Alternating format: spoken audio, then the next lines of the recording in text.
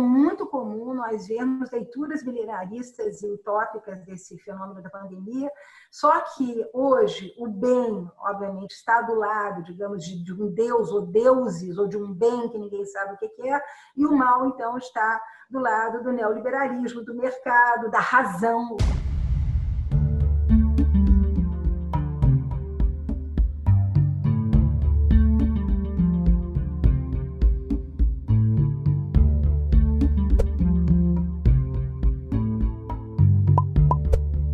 Olá!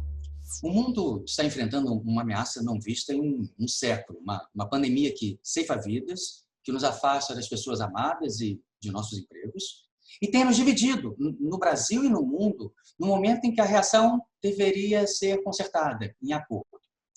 Para nos dar uma perspectiva histórica e para entendermos o que ocorreu no passado e tirarmos lições para o presente, o Canal Brasil tem o prazer de receber a historiadora Mary Del Priore. Mary, muito obrigado por você nos receber aqui na sua casa, né, nesses tempos de distanciamento social. Muito obrigado por nos receber. Muito prazer, teria o maior prazer de vê-lo também mais perto de mim, mas é um momento em que a gente tem que se comportar, seguir as regras. É um prazer falar com você também.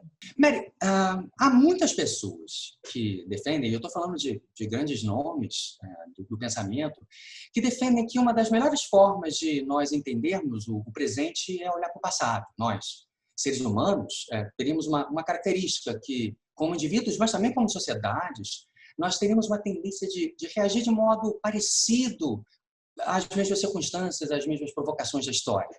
Me ocorre, por exemplo, Maquiavel, que tinha sempre esse princípio, né? O príncipe, se você deseja saber o que fazer diante dessas circunstâncias, observe um momento do passado em que haja algo parecido e o que deu certo, adapte e replique. E o que deu errado, afaste-se. Por isso eu acho, Mary, que é inevitável nós pensarmos na mais recente pandemia comparável com a atual que nós vivemos, essa dramática Covid-19. Mary, o que foi a gripe espanhola? Eu responderia que foi um dos maiores, e continua sendo um dos maiores mistérios da medicina. Os médicos até hoje se perguntam onde ela teria nascido. O nome a gente sabe a origem, eu já vou explicar já já. Ela aparece realmente num cenário bastante turbulento, o cenário da Primeira Guerra Mundial, as sociedades todas descompostas, em ruínas. A gente sabe que a Primeira Guerra foi uma guerra brutal que ceifou milhares de vidas e que foi realizada praticamente ao longo de todo o período que durou dentro de trincheiras, o que tornava a continuidade dos soldados muito grande, sendo eles vítimas não só da gripe espanhola, mas de outros problemas mais. Há quem diga, por exemplo, que a gripe espanhola teria vindo, pasme você, da colônia francesa na Indochina, com os batalhões adamitas que foram servir na Primeira Guerra Mundial. Era a colônia francesa, esses homens foram recrutados e lá foram. Mas a gente tem maiores informações históricas sobre o que aconteceu nos Estados Unidos. Realmente, nos Estados Unidos foi uma enorme epidemia que ceifou muitas vidas, diferentemente como está acontecendo, aliás, no Brasil e aconteceu na Itália, por exemplo, onde havia maiores aglomerações, um número maior de mortes. Eu lembro, inclusive, que os eventos em torno da guerra, isso é uma coisa interessante, os americanos sempre foram muito comunitários, o communitarism sempre foi uma das características dessa cultura. Então, eles se associavam, por exemplo, para fazer eventos beneficentes em favor dos soldados que estariam lutando. E sempre que haviam esses eventos beneficentes, é óbvio que o número de vítimas era maior. Mas o que se sabe é que em muito pouco tempo, eu lembro que a época do telégrafo, então as comunicações, tal como hoje as redes sociais estão muito ativas, o telégrafo mandava notícias e vê-se que, para além do horror da Primeira Guerra Mundial, estava presente no cenário mundo essa pandemia. Na época não era conhecida como pandemia, mas foi o que foi. Por que esse nome gripe espanhola? A Espanha estava neutra na Primeira Guerra, na Primeira Grande Guerra. Não havia censura dos jornais. Eu lembro que os jornais eram normalmente censurados para evitar, enfim, que informações vazassem. E é, portanto, da Espanha que vêm as primeiras informações sobre populações inteiras que estavam desaparecendo. A antipatia que havia em relação à Espanha nessa época por parte dos aliados, né, vai fazer com que a gripe ganhe esse epíteto, gripe espanhola, porque as primeiras informações foram de lá. Como é que essa gripe chega no Brasil? A primeira informação que a gente tem é de uma missão militar médica, que eu lembro que a participação do Brasil na Primeira Guerra foi pífia, né? A nossa marinha, enfim, joga torpedos, torpedeia um cardume de golfinhos, achando que eram submarinos alemães. Há coisas um pouco patéticas, os aviões não decolam do chão, os aviadores não conseguem fazer nenhuma performance. E esse grupo, né, de bem-intencionados brasileiros que vai para atender, enfim, socorrer soldados feridos, em Dakar é contaminado e já começam a chegar notícias de que parte desse grupo havia sido dizimado. O Brasil, com as suas cidades litorâneas, a sua enorme costa, sempre foi, desde o período colonial, já nas cartas jesuíticas nós temos informações, portos para epidemias de todo tipo. Varíola, que acabou com inúmeras nações indígenas, a febre amarela, que tornou-se endêmica, todo mundo sabe disso, até enfim, a revolta da vacina, e agora nós temos a gripe espanhola. Nós temos, para quem é professor, para quem gosta de literatura, fantásticos relatos do que foi a gripe espanhola no Brasil, na pena de figuras, por exemplo, como o nosso Nelson Rodrigues, que conta como as pessoas caíam de boca no bueiro, vomitando, sufocadas no próprio vômito. Ou então a Carolina Nabuco, filha do Joaquim Nabuco, que também, né, vai ter uma antipatia muito grande, porque obviamente ela torcia francófila, como era, pelos aliados, e vai detestar essa gripe espanhola. Ela também conta que foi Pedro Nava, também tem páginas muito eloquentes, o grande memorialista. A verdade é que Rio e São Paulo foram alvos importantes da gripe espanhola. O Rio de Janeiro perdeu 15 mil pessoas, 66% da população da cidade, então, 1918, foi contaminada, perto de 600 mil pessoas contaminadas. E o que aconteceu, Galeno, que, enfim, mostra como era difícil na época perceber o que estava acontecendo, é que a cidade estava saindo de uma reforma de Pereira a Passos. São Paulo tinha... Exatamente, a grande reforma do Rio de Janeiro, a abertura da Avenida Central, todos os casarões antigos postos abaixo. São Paulo já havia sofrido essa reforma, ela tinha sido feita no Rio, e as pessoas absolutamente fascinadas com essa nova cidade que havia saído da velha cidade pestilencial e colonial, não se deram conta do que estava acontecendo. Algumas curiosidades, por exemplo, foi a época em que o charlatanismo vicejou, né? Da mesma maneira que hoje está se correndo atrás de remédios sobre os quais não se tem muita certeza de eficácia, o caso da cloroquina, naquela época também, remédios para prisão de ventre, para tosse, receituário médico de fundo de quintal, com mel e agrião, tudo isso fazia a felicidade dos charlatãos que estavam todas, tanto em Rio quanto em São Paulo, que foram os grandes algozes, os grandes inimigos dos médicos. Os hospitais, tanto no Rio quanto em São Paulo, não tinham nenhuma condição de receber os doentes. Para quem gosta de imagens, elas são facilmente acessíveis através da internet. A gente vê as pessoas deitadas no chão, sem nenhuma condição, cobertas mal e mal por um lençol branco. Além disso, nós vamos ver também que o papel da solidariedade, sobretudo nas colônias imigrantes, em São Paulo, entre italianos e espanhóis, foi fundamental para conter a epidemia. E é óbvio que é quando Carlos Chagas, que não sabe qual é a origem do vírus, entra em cena e propõe a quarentena, tanto em barcos, impedindo estrangeiros de entrar no Brasil e sugerindo que as pessoas fiquem nas suas casas, que a coisa vai começar a funcionar. E ficavam mesmo. Deixavam os defuntos do lado de fora, exatamente como a gente vê na Guatemala hoje, nas ruas. Né? Não havia, isso é a Carolina Nabuco quem conta, não havia quem carregasse para o cemitério, não havia quem fizesse caixão, era preciso esperar a passagem de um carroceiro, ou então de um bonde que recolhia corpos para essas pessoas serem enterradas.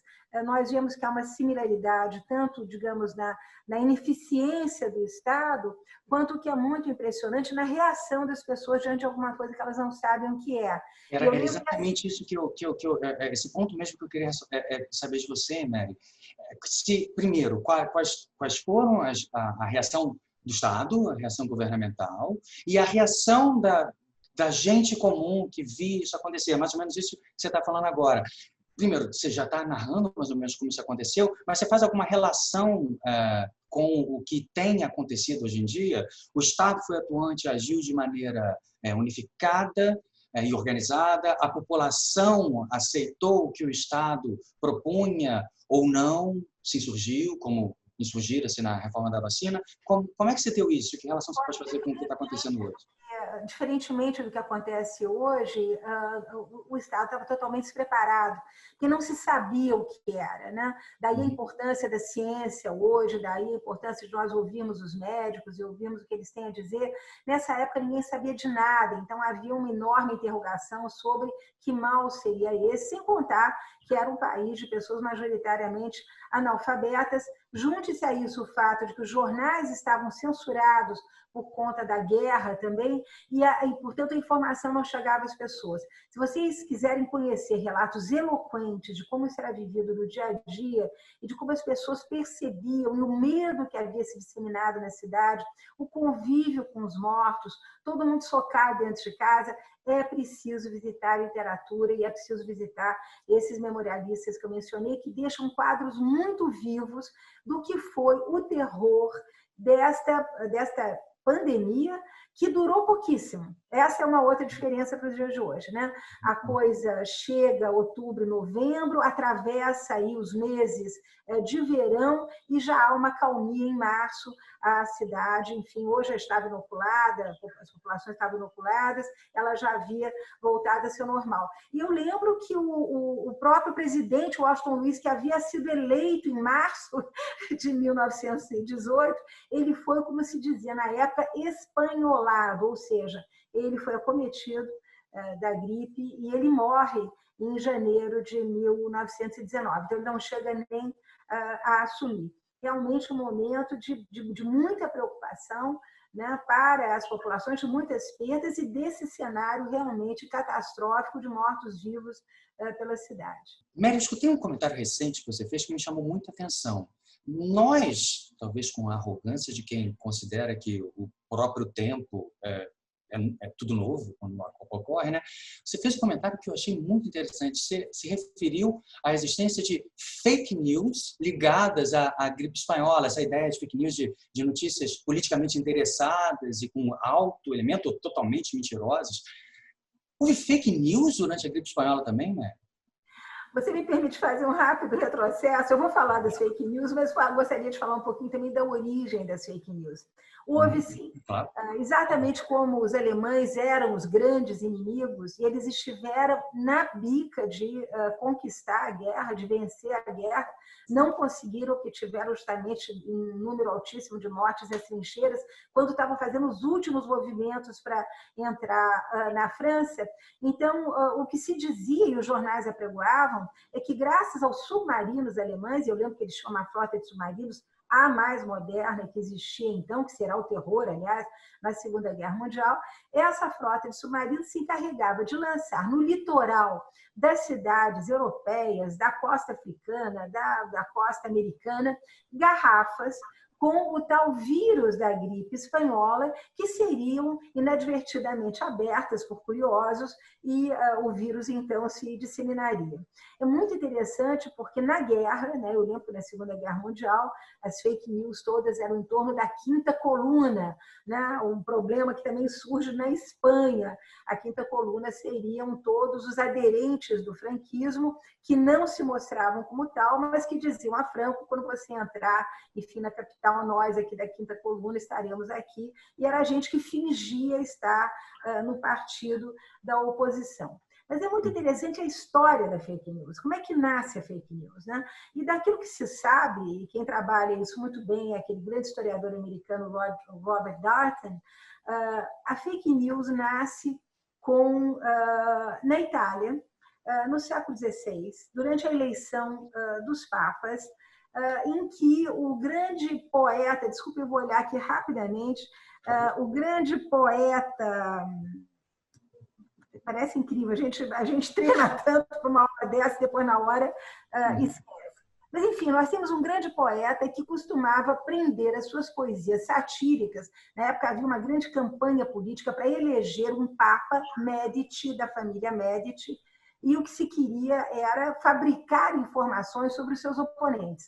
Então, esse grande poeta fabricava poesias satíricas, comédias, pequenas histórias, e as colocava diariamente na praça, onde havia a estátua de um determinado Pasquino. Ninguém sabe quem era o Pasquino, mas era nessa estátua que eram colados esses folhetos, esses folhetins, esses pasquins. Daí o nome Pasquino, né, que vai atravessar a história, os pasquins que depois vão circular na época da independência. Os pasquins sempre foram terríveis formas de veicular fake news. Nós vamos ver a que ponto eles podiam ser mordazes e cruéis, por exemplo, durante a Revolução Francesa, em que transformaram a Maria Antonieta numa lésbica, enfim, senhora de um furor uterino incontrolável, o seu marido num homem impotente. Então, não só haviam pasquins muito violentos descrevendo a cena sexual desse casal, ele impotente, ela não, mas também desenhos de muito mau gosto que acompanhavam os pasquins. Aqui no Brasil, no nosso momento da independência, eu brinco sempre, fiz uma biografia sobre o José Bonifácio, que me deu, aliás, muito trabalho, e eu brinco sempre que ele é o pai, o fundador do fake news aqui no Brasil, porque o José Bonifácio é gozado. Ele cria o próprio jornal, depois que ele é demitido, né, ele era ministro do jovem imperador Dom Pedro I, ele é demitido, sai ele, aliás, e os irmãos da política, e ele então funda um jornal que ele vai chamar de O Tamoio. Tamoio foram os grandes resistentes aos portugueses, foi a ação indígena mais resistente. Então, esse nome não era absolutamente gratuito, e nesse jornal ele vai vender a ideia de que os Andradas foram os responsáveis pela independência do Brasil. Sem eles, nada disso teria acontecido. Tem até uma entrevista, uma auto-entrevista dele, isso é fantástico, né? Intitulada O Velho do Rocio, em que ele se auto-entrevista. Por que você saiu do poder? O que aconteceu? É muito interessante, mas tudo isso, os 3 meses que duram o Tamoio, são para vender essa ideia. Primeiro, ignorando totalmente, né, que a independência não foi linear, né? Dom Pedro dá um grito em São Paulo, mas até esse grito chegar no Maranhão, na Bahia ou em Pernambuco, demora mais de ano, e há uma resistência popular enorme, e embora não se diga, não se fala, hoje em dia os historiadores têm demonstrado que uma participação popular de mulatos, negros, escravos, forros, libertos, enorme em favor da independência. Mas ele é o pai fundador porque quando ele diz eu sou o patriarca da independência, ele esquece justamente a participação de outras grandes figuras que estiveram envolvidas também no movimento da independência. Então, é o pai fundador da fake news. E durante a Primeira Guerra Mundial, só para a gente acabar, eu lembro que Getúlio também, ele controla a distribuição de alimentos, o abastecimento do Rio de Janeiro, com uma fake do Rio de Janeiro das demais capitais, São Paulo, com uma fake news. Ele dizia que ele controlava o abastecimento, encarecia os produtos e não botava os produtos na praça, na tentativa de fazer com que a população aderisse aos aliados. Ele dizia, olha, está faltando comida porque nós não estamos do lado dos aliados. Então, houve também essa questão política, que eu diria bastante espinhosa, que não lustra absolutamente a biografia do Getúlio, mas uma jogada política para que a população apoiasse o que ele queria aderir aos aliados nesse momento. Essa ligação permanente entre as notícias falsas e algum interesse de algum grupo, ou mesmo individual, por trás daquilo. Mas, para a gente encerrar esse ponto absolutamente interessante sobre essa ótima, esse caminho que você fez pela história da fake news, mas para encerrarmos o assunto da gripe espanhola, estamos passando aqui no Brasil e em outras partes do mundo também, mas talvez no Brasil estejamos passando por um momento em que isso está ocorrendo de maneira mais intensa, talvez um certo cansaço da população, que está fazendo com que em algumas regiões do país o que vinha sendo observado, que é as pessoas ficando mais em casa, um cansaço, um esmorecimento está fazendo algumas pessoas, ou simplesmente o desespero realmente econômico, está fazendo muitas pessoas voltarem para as ruas. Você tem conhecimento de algum movimento assemelhado no período da gripe espanhola? A população aderiu imediatamente ou apenas depois que o morticínio já era claro, as pessoas se recolheram nas suas casas? Foi preciso morrer muita gente. Quer dizer, como não se percebe nenhuma organização na época nesse sentido. Volto a dizê-lo, a ignorância sobre a proveniência do vírus, o que era o vírus, o que ele trazia, como curá-lo, ninguém sabia nada. Quer dizer, nós estamos mais ou menos diante do mesmo impasse, né? Não há fórmulas aí para curar o Covid-19. Mas nos Estados Unidos, o que funcionou foi realmente o confinamento, um estado mais organizado do que o nosso, um país jamais organizado do que o nosso. Então, lá o que funcionou foi o confinamento. A gente só pode lamentar esse desajuste que nós estamos sofrendo, e eu acho que vale acrescentar, há o desespero da população, sobretudo das camadas desfavorecidas desse país, que a nossa desigualdade não dispensa qualquer comentário. Há também, eu diria, um cansaço psíquico de ficar entre quatro paredes, né? Quem tem filhos pequenos, tudo isso é muito cansativo, mas eu diria que há um desgoverno do governo de não dar orientações de forma clara. Um ministro da Saúde que pede que se fique em casa. Você tem um presidente da República que sai às ruas. Então, é óbvio que a população, que já vem dividida numa eleição, agora está politizando também essa questão gravíssima do coronavírus. Falando em parte nesse ponto que você acaba de ressaltar, Mary, você tem uma longuíssima carreira. Na verdade, você produz muito e você nos educa em vários momentos históricos diferentes na sua vasta obra literária e de trabalho historiadora. Eu me lembro de dois livros, um de autoria sua e outro que você organiza, relacionados a momentos muito agudos, tragédias muito grandes. Você tem um livro brilhante, desculpe elogiar lá na sua frente, é melhor elogiar pelas costas, né? Sobre o terremoto de Lisboa, na metade do século XVIII. Você recentemente ajudou a organizar um livro sobre as duas guerras mundiais no Brasil. Então, o fato de você ter estudado esses momentos históricos tão terríveis, isso altera a vida das pessoas, a vida individual e das sociedades. Não naturalmente um momento da tragédia, mas fica algo depois dessas tragédias? É possível entender assim, né? Os historiadores falaram durante muito tempo de memória coletiva, imaginando-se que algo poderia ter ficado. Nós teríamos aprendido lições e não estaríamos repetindo as bobagens que repetimos se lições houvessem, né? Então, hoje, eu diria um pouco mais pragmáticos, fala-se muito em amnésia coletiva. Ou seja, se sai-se dessas experiências, não é à toa que se saiu da Primeira Guerra Mundial para os anos loucos, né? Os anos da música, do jazz, do ragtime, enfim, de comportamentos sexuais completamente no oposto daquilo que era, enfim, a era vitoriana. Então, é como se a amnésia convidasse a esquecer os maus momentos que as pessoas passaram.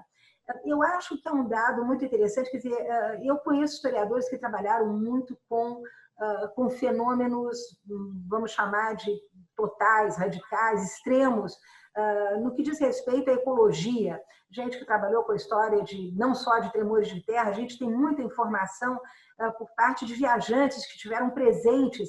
Eu lembro a Maria Graham, por exemplo, que passou aqui no Brasil, né, e que era muito amiga do Lord Cochrane para fazer independência no Maranhão, no Pará e na Bahia. Ela está no Chile durante tremores de terra terríveis, e aí ela escreve sobre isso e manda para a Sociedade de Geografia da Inglaterra. Eu mesmo, para trabalhar o terremoto de Lisboa, trabalhei muito com os viajantes ingleses que estavam em Portugal nesse momento. Há um sintoma que eu venho observando, né, e que tem aparecido muito na internet, que é uma espécie de volta do milenarismo e do utopismo associado a esses fenômenos radicais, né? Há uma espécie de... o religioso, ao invés de ele se politiza.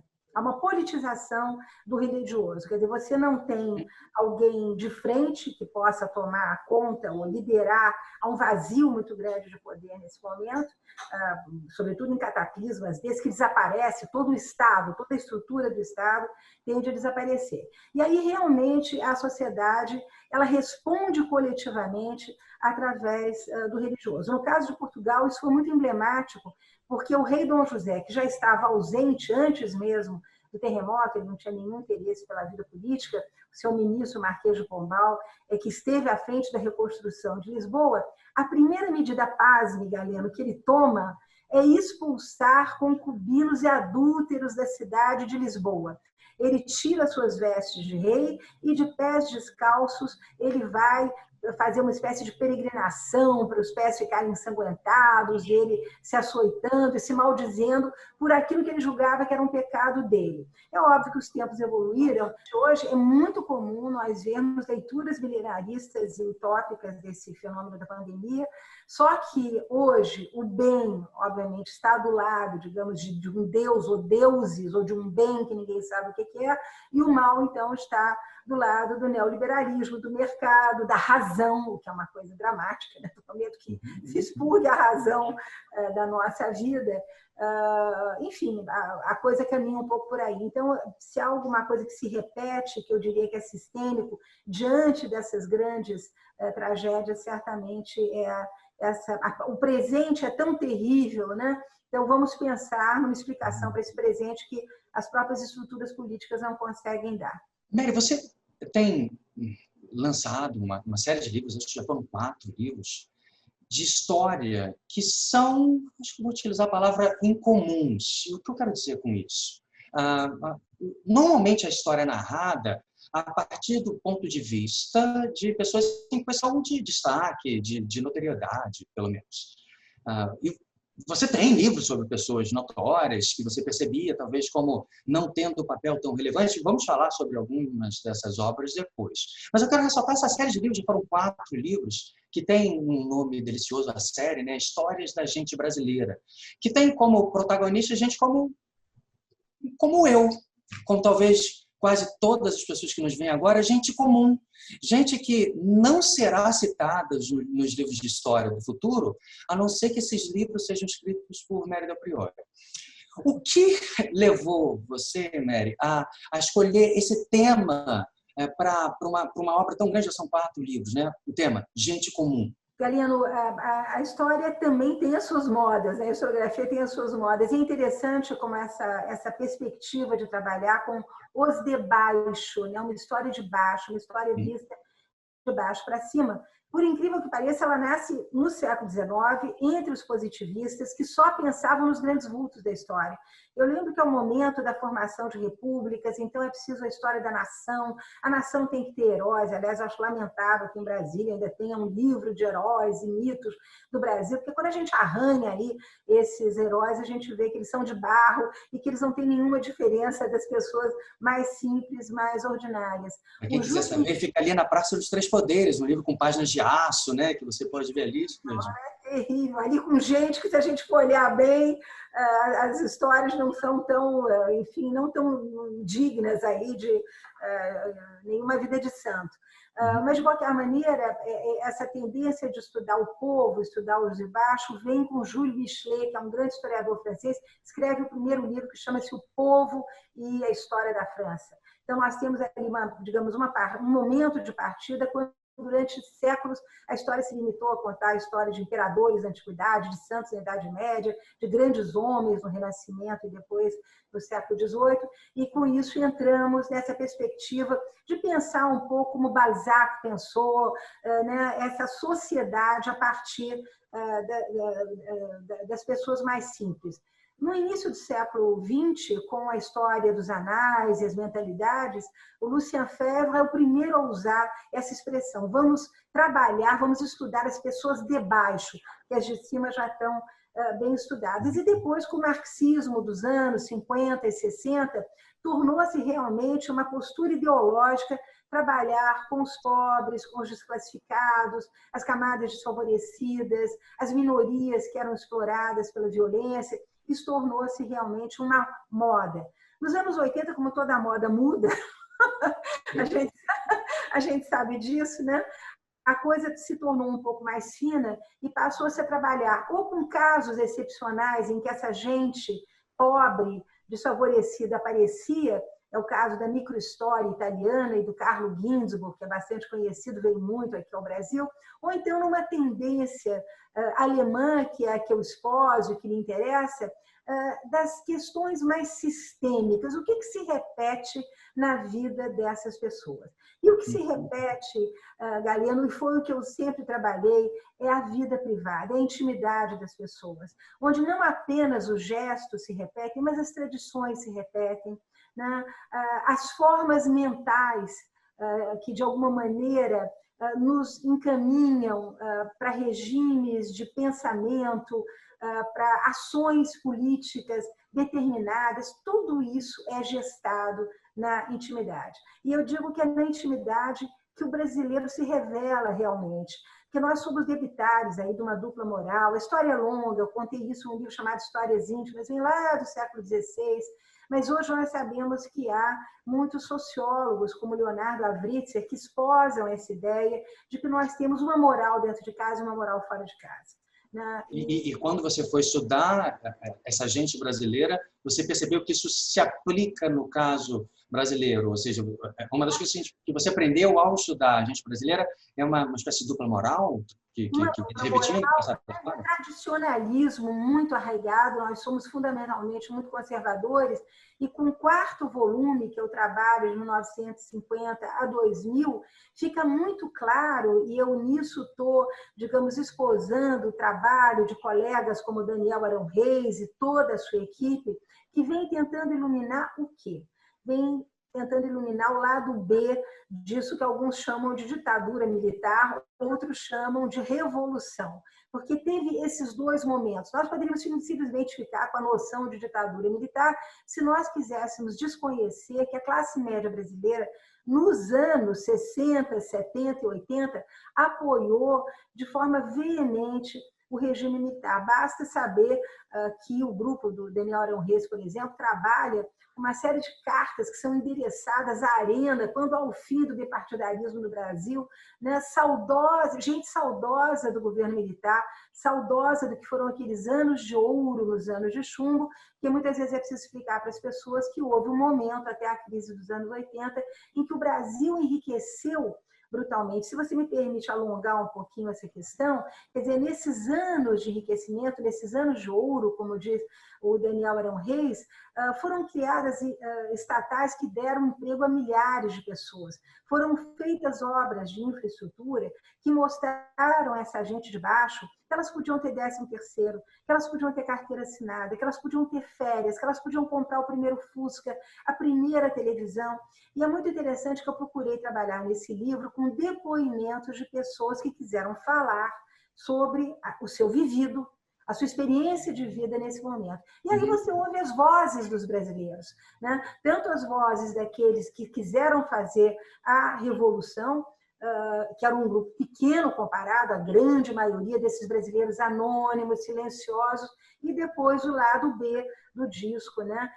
Que, volto a dizer, está sendo muito bem estudado na UF, mas que estava faltando, eu acho, um livro de divulgação para discutir. Só para dar uma ideia aí para os nossos espectadores, eu trabalhei, esse é um momento em que surgem supermercados, shopping centers, férias, esportes radicais, as pessoas vão para a praia, surgem as danceterias, surge uma coisa que eu chamo de brasileiro consumidor. É como se nós não tivéssemos tido tempo de nos educarmos como cidadãos e passamos direto a consumir, né? E o consumo passou a ser uma regra de vida, ninguém pensa em nada, a televisão que se instalou em todas as casas, né, nos dava a impressão de que nós estávamos pensando diante da televisão, mas nós não pensamos diante da televisão, apenas ingurgitamos informações. Então, esse Brasil, onde se lançam vários produtos, né, na moda, no consumo alimentar, nos instrumentos de trabalho os mais diversos, não faltavam as chamadas, enfim, agências de propaganda que faziam muitas investigações. Então, eu trabalhei, por exemplo, com dados interessantes traídos da revista Veja, sobre quem é o jovem dos anos 80. Nós já tínhamos saído da ditadura há muito tempo, o jovem dos anos 80 já estava, se alguma coisa que o governo militar ou a ditadura fez foi criar universidades no Brasil todo, está todo mundo estudando. né? Mas o perfil do jovem brasileiro é muito interessante nos anos 80, é gente que quer ter um Corcel, um Opala, quer subir na vida, quer trabalhar, quer ganhar dinheiro, não tem nenhum interesse por é mínimo, é 2% dos jovens, e ecologia também, a percepção de que ecologia é alguma coisa importante é muito baixa. Se você fizer as contas, né, as eleições nos últimos anos, né, elas têm tudo a ver com esses perfis que aparecem nessa época, como tem tudo a ver com os perfis que são feitos das mulheres brasileiras, que quando perguntadas, já com pílula, inseridas no mercado de trabalho, modernas, movimento feminista aí bombando nos anos 80, se elas preferem ser objeto sexual do marido ou caminhar com pernas próprias, 80% ainda quer ser objeto sexual do marido. Então, você, nos anos 80, que não estão tão longe, claro, são os pais e avós das gerações que estão aí votando, né, dessa geração que está trabalhando, que está no mercado de trabalho. Essas pessoas formaram seus filhos também de maneira conservadora. E o que a gente percebe quando levanta o tapete do Brasil nesses anos 80 e 90 é que nós temos muitos consumidores, muito pouca cidadania, muito pouca preocupação com a política, o que talvez explique o Brasil no século XXI. Mary, uma outra preocupação que já te ocupou em diversos trabalhos é o papel da mulher, sejam mulheres individuais, muito relevantes, seja o papel da mulher na sociedade brasileira e a questão da mulher em termos mais gerais. Você já escreveu livros sobre Maria I, sobre Isabel, mencionando Leopoldina. Essa histórica que você atravessa nas suas obras. Essa histórica, eu vou usar uma expressão que se tornou muito conhecida devido a um brilhante trabalho que o John Stuart Mill escreveu com sua mulher, mas ela acabou morrendo antes e publicou sozinha, que é a sujeição da mulher. Essa histórica sujeição da mulher, ou seja, metade, um pouco mais da metade da humanidade em relação à outra metade, essa sujeição começa a dar sinais de estar se esgotando, estar acabando, ou estou sendo esperançoso demais? Eu concordo totalmente com você. Embora se fale muito de violência, a violência existe, ela está aí, o feminicídio.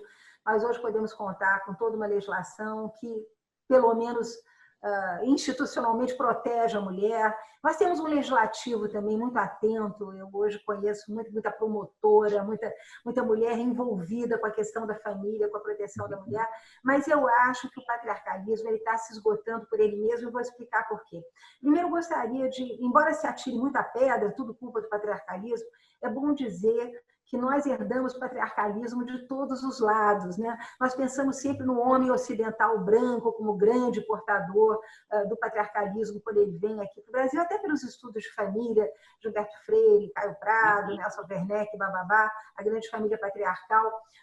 Mas o que nós esquecemos muitas vezes é que das Áfricas, que é bom falar no plural, né, porque a África não é una, você tem ali nações que são completamente diferentes, cada qual com a sua especificidade, mas é bom lembrar que lá o patriarcalismo também é extremamente forte.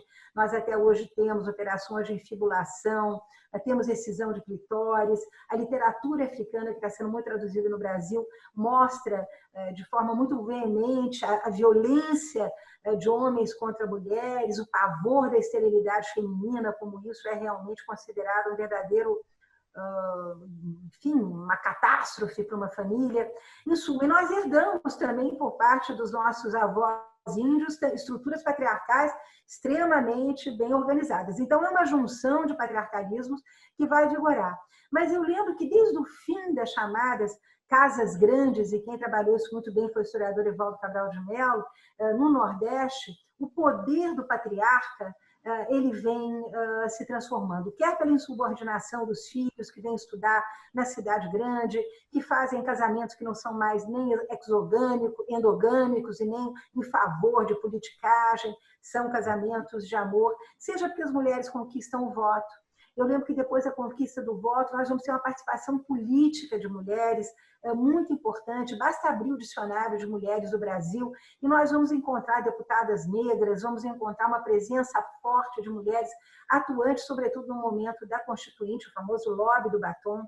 Eu lembro que a chegada da pílula anticoncepcional, nós caímos de uma média de 6,7 filhos para 2 pontos qualquer coisa. Quer dizer, a curva demográfica baixando, né, deu à mulher muito melhores condições de estar fora, de estar ganhando a sua vida, o seu trabalho. E inserção no mercado de trabalho, nós somos maioria nas universidades, estudando como estudantes, nós estamos caminhando por todas essas razões. O Manuel Castells é que trata disso muito bem, lembrando as redes como formas de poder e de comunicação que são horizontais.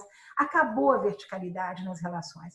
E do momento que a mulher chega em casa no final do mês com um salário que muitas vezes vai pagar o aluguel, a comida, o colégio dos filhos, né, há uma crise da virilidade, tal como ela foi concebida e construída ao longo desses séculos, que eu diria muito grande. Mary, eu estava revendo a última entrevista, e lá, infelizmente, já há algum tempo, a última entrevista que você deu a nós, ao Canal 1 Brasil.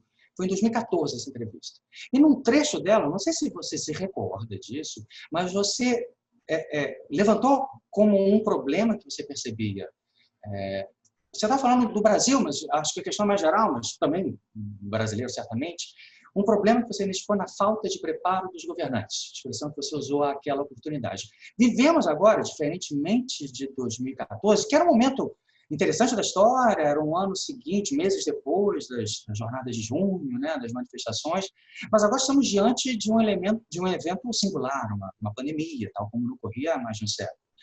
Num momento como o atual, de uma pandemia geral, essa questão, a falta de preparo dos governantes, ganha a importância ainda maior do que talvez sempre tenha? Eu acho que sim, né? Sem nenhuma dúvida. Eu acho que esse momento cria, inclusive, uma certa nostalgia, está muito associado ao drama que nós estamos vivendo, desnorteado, sem saber o que vai ser do amanhã. Eu lembro que o grande tema dos filósofos, todos que escrevem a partir do final do século XX, entrando no século XXI, é a questão da insegurança, é de nós não conseguirmos prever mais nada, o que vai acontecer no mundo do trabalho, o que vai acontecer no mundo da política, e agora não conseguimos mais nem conceber, né, se a Terceira Guerra Mundial não será uma guerra de vírus, né, em vez de estarmos gastando tanto em armamento. Mas, para responder a sua pergunta, eu acho que essa nostalgia, então, nos convida a pensar naquelas grandes figuras, né? Winston Churchill, ou o General de Gaulle, quer dizer, essas criaturas que marcaram a história do mundo pela sua sensatez, pelo seu compromisso com o seu povo. Eu acho que nós estamos muito longe dessas grandes figuras. Mas eu acho também que a vida política mudou. E eu acho que hoje o que a população exige são gestores, administradores, né? Nós já temos aqui no Brasil esse handicap de não termos uma escola de formação de administração pública, como existe, por exemplo, na França, como existe na Inglaterra. A administração pública toda é formada por gente saída das melhores escolas da Inglaterra. A Alemanha, a mesma coisa. O Getúlio Vargas tenta fazer isso, né? Ele manda o seu braço direito, Luiz Simões Lopes, fundador da Fundação Getúlio Vargas, para a Alemanha, justamente para tentar pensar um modelo de escola de administração pública que nós nunca tivemos e hoje nós temos, né? Eu me lembro, quando do impeachment da presidente Dilma Rousseff, o que foi para muitos brasileiros o choque de ver que a classe política brasileira era semi-analfabeta, né? Endereçava o seu voto as questões mais prosaicas, a mamãe, a sogra, o papagaio, o periquito, quer dizer, era tudo de um patético extraordinário. Nós estávamos vendo ali o nosso Congresso despido das suas vestes de rei, na sua nudez de grande ignorância, mas esse é o Brasil, nós somos um país democrático, os analfabetos obtiveram o voto com a nossa última Constituição. Então, pessoas que se informam pela televisão estão atrás de gestores e administradores. E aí cria-se, eu acho, um problema seríssimo para a política brasileira, que é a busca do novo pelo novo. Como nós não temos cidadãos educados e as pessoas realmente são mal informadas, o que acontece é que as pessoas querem um novo, né? Elas querem um novo gestor, um novo administrador que lhes dê aumento, que regularize as suas vidas, né? Que dê a elas esse mínimo que elas precisam e que todos nós precisamos, que é a justiça social, que é a saúde, que é o controle da violência, que é a educação.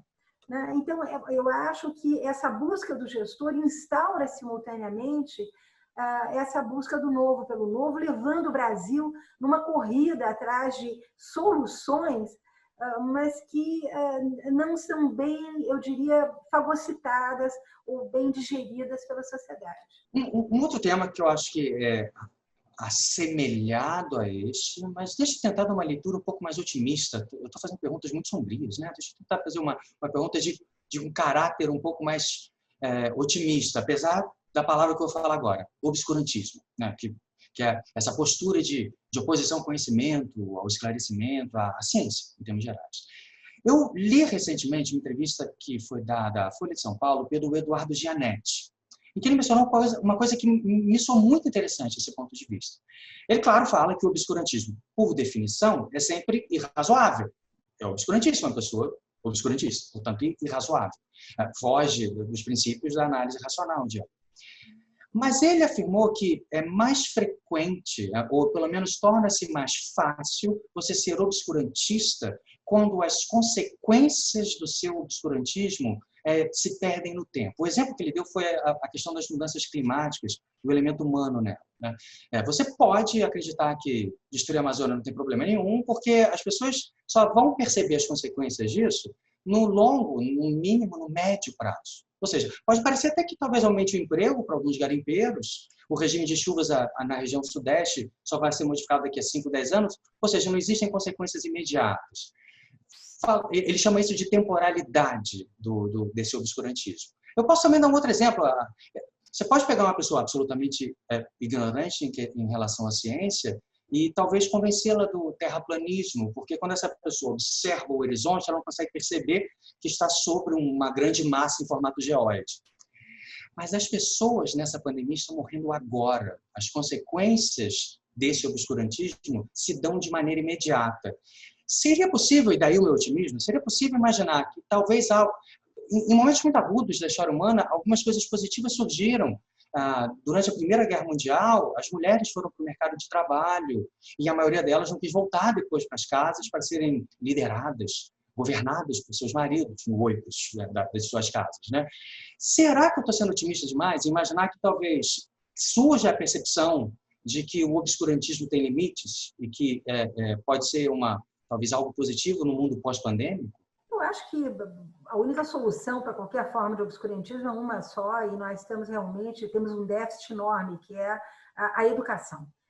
O Brasil, apesar da criação, da multiplicação de escolas, eu acho que o Pierre Bourdieu, que é o grande sociólogo da educação, ele dizia sempre alguma coisa da qual eu gosto de me lembrar, e eu insisto nesse aspecto com os meus alunos. Educar significa esposar. Significa responsabilizar-se. E na raiz etimológica da palavra responsabilizar-se, você tem esposar, que significa casar com, né? Então, você, quando é responsável, você casa-se com uma ideia, você se compromete com uma ideia. E ele dizia muito bem que quem tem que se responsabilizar pela educação não são só os governantes, é a sociedade como um todo. E eu muitas vezes me pergunto em que medida pais e mães, família, estão se responsabilizando e, portanto, esposando todo e qualquer projeto de educação. Eu acho que o Brasil vem tentando e vem com consultores sérios, a gente que gosta de educação e que acompanha, a gente sabe que vem sendo feitos esforços. Eu não vou falar desse governo agora, porque a educação desse governo é uma piada, então me nego terminantemente a fazer qualquer comentário. Mas eu acho que até então a gente vinha procurando soluções para o ensino médio, para o ensino básico, para as universidades, e eu acho que o limite para o obscurantismo é esse. Agora, é preciso também levar em conta, né, que o Brasil hoje, aliás, sempre foi, os ingleses, quando escreviam sobre o Brasil no século XIX, falavam em Brazils, com S no final.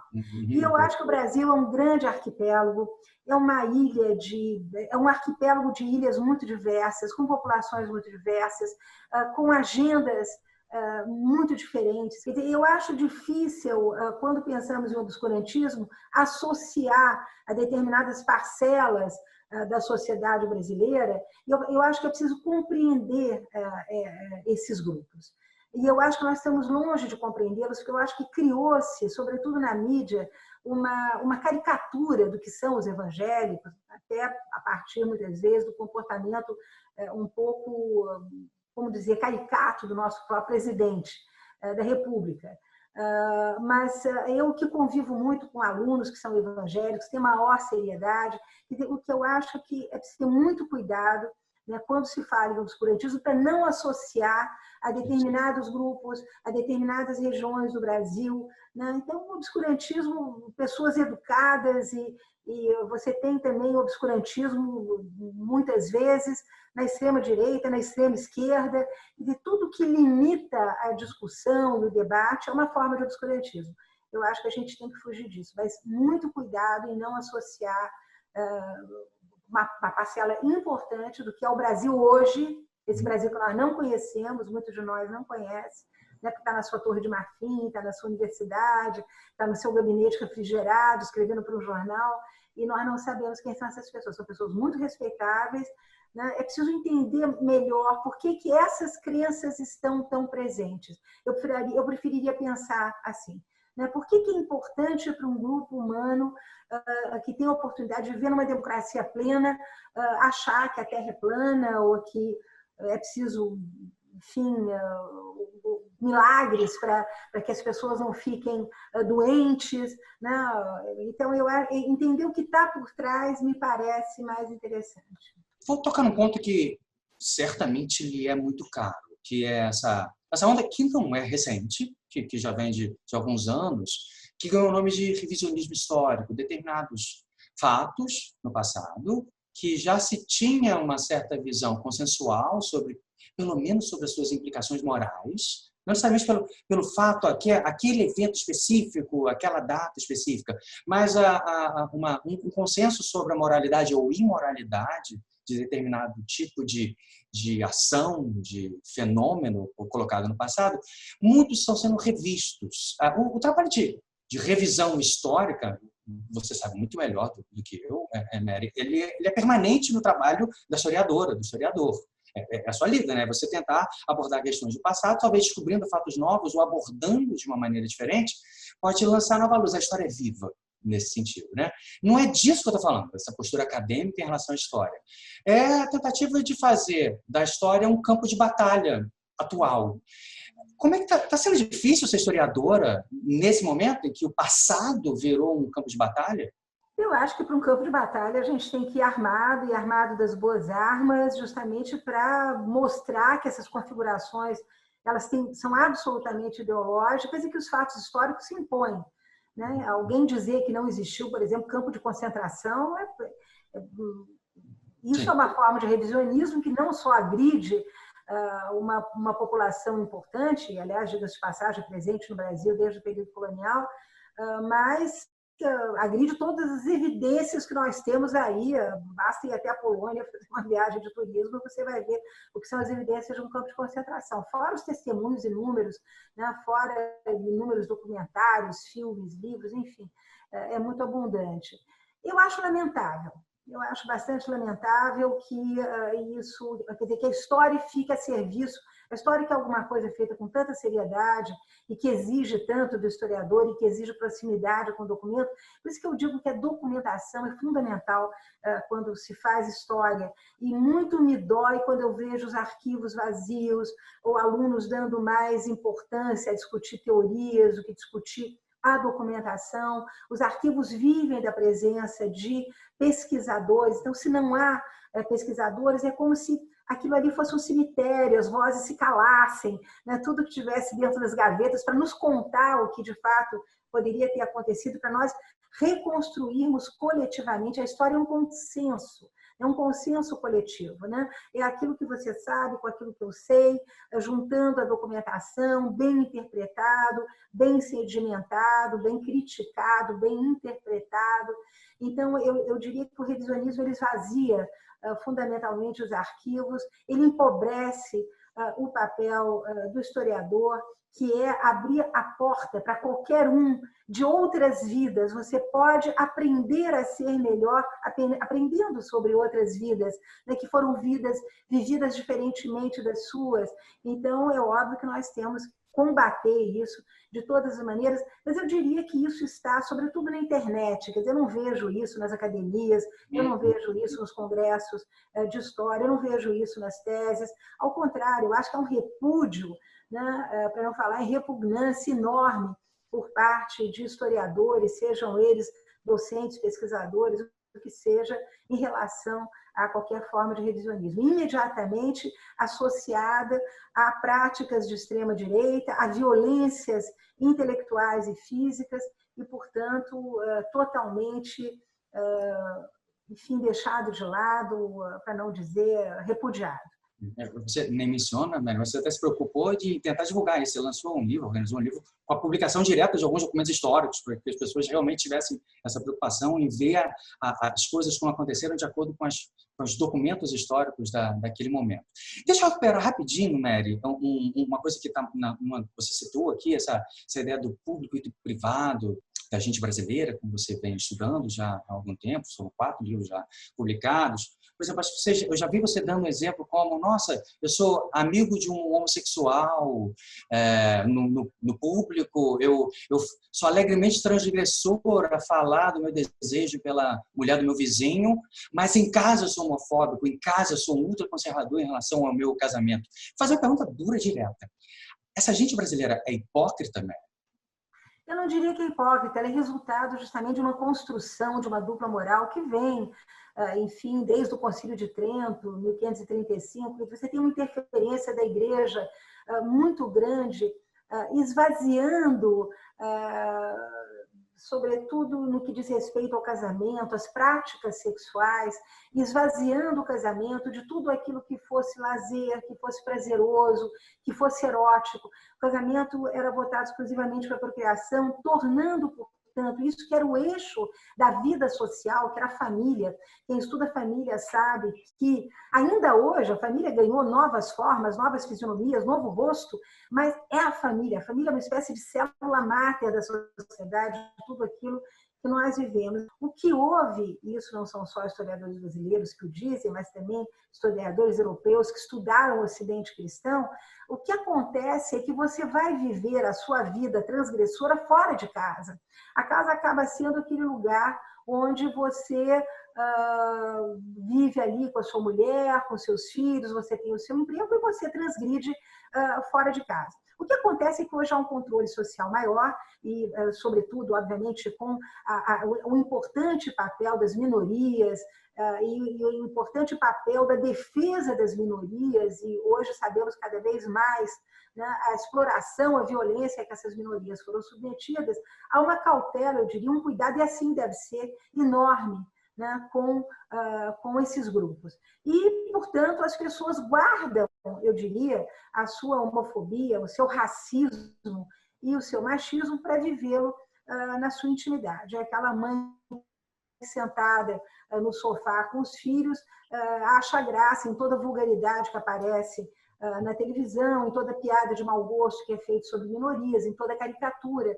Então, a intimidade, o lar, essa coisa fechada, e nós estamos cada vez mais fechados, não porque estamos aí no momento de pandemia, mas estamos fechados porque as cidades grandes assim obrigam, porque nós estamos trabalhando cada vez mais, nós estamos cada vez mais conosco mesmo, e esse estar com poucos ou estar só acaba por incentivar que isso seja vivido no privado. Então, na rua, um aparente liberalismo, quando em casa somos justamente herdeiros de todo esse comportamento conservador, que, volto a dizer, eu analisei isso nos 4 volumes de História da Gente Brasileira, vem lá de trás, né? Quer dizer, são comportamentos que vão sendo modelados pelas mentalidades, pelas práticas sociais, pela maneira como as pessoas gostam de ser vistas socialmente. Então, eu acho a hipocrisia uma palavra um pouco dura, um pouco forte, mas há uma dupla moralidade, né? E eu volto a mencionar aqui os trabalhos do Leonardo Avritzer, que é um grande sociólogo, que fala em familismo amoral.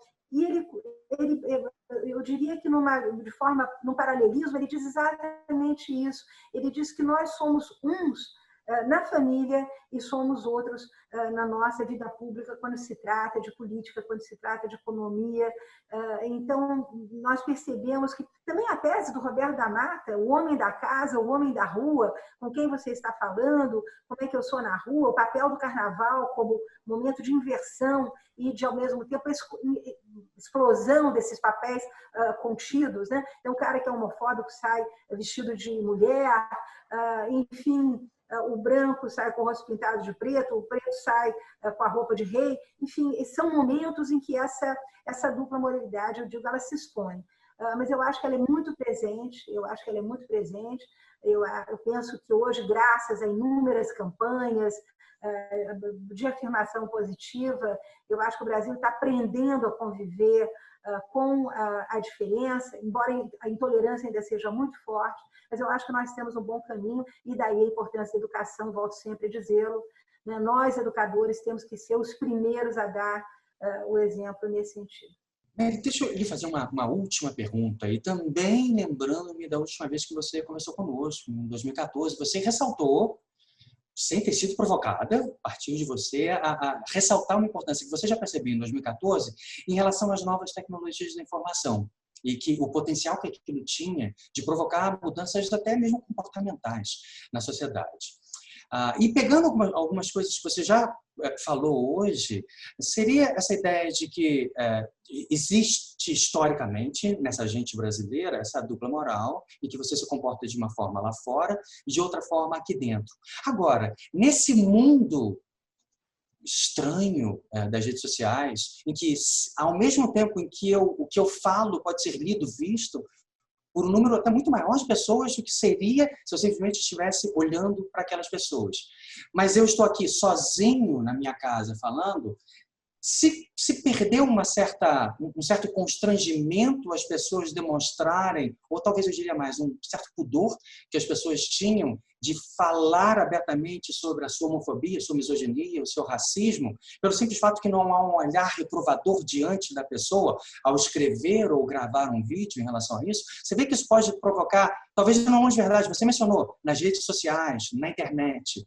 Talvez isso seja um elemento que colabora para um despudor tão grande que vemos nas redes sociais?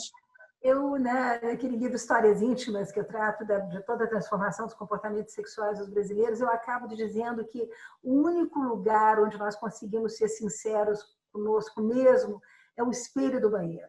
Essas próteses modernas, que são computador e telefone celular, que estão fazendo agora, se não me engano, 15 anos de vida, né? O impacto que isso tem em crianças pequenas que não conseguem mais se concentrar, o excesso de informações que fazem com que as pessoas não digiram mais nada, né? Não estamos mais pensando.